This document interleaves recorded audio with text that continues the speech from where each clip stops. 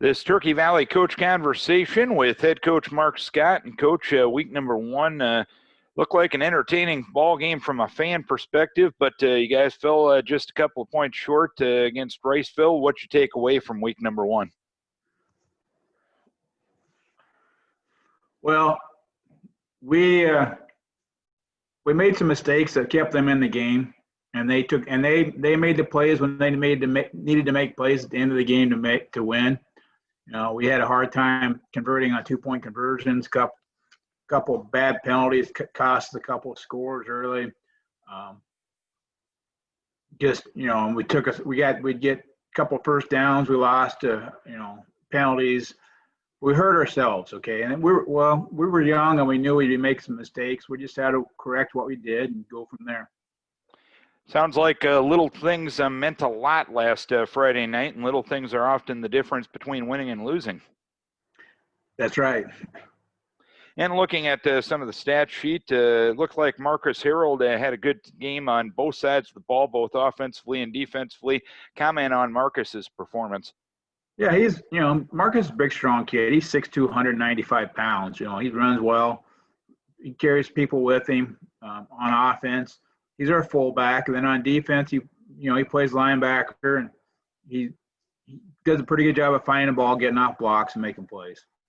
And your sophomore quarterback, Noah Hansen, one of two quarterbacks you played, got things going in the running game, finding the end zone 3 times and throwing a touchdown pass. Talk about Noah's play and the fact that you used 2 quarterbacks. Is that something you're planning to continue? Yeah, I believe we'll probably rotate. But they're both good athletes. They both bring something to the table. I mean, we might be looking to see how we can get both of them on the field at the same time. Because they're both quick kids, and they have skills that we could utilize. So, Noah did a great job. He was a little nervous, I'm sure, at first, but when he did get in, he made some plays. He took off a couple of times on scrambles and got first downs. And he ran well, and he made a nice pass in the end of that to keep in the second overtime to for us to get a chance to score a PAT, which we didn't, but. And when you have a game like that, you were so close, yet you didn't get the result that you wanted last week. Are those lessons you're trying to teach this week, the things you're trying to focus on from an improvement standpoint, are they easier to teach after a loss?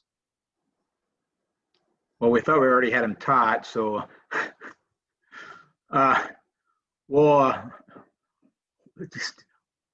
think maybe for young kids it might sink in a little bit about what we were talking about, how you have to not give team not turn the ball over, not give teams do what we can do to control it, and not give teams chances they don't need to have. And you make the road trip over to Rockford this week, a team I know you played in the playoffs a couple of years ago before they made their great run in the 8-man playoffs. What do you know about this year's edition of the Warriors? What challenges do they present? Well, they've got some big kids up front. Zach Ott, I believe his name is number 70. He's like 290 pounder. He's a college type lineman, and they got a couple little quick. Their quarterback, I believe his name is Will Bushbaum. He's athletic. He's one of those kids that if you get out of position, he's going to take off. Then you got to try to tackle him out in the open field, which is not easy to do. So they're going to present some challenges for us.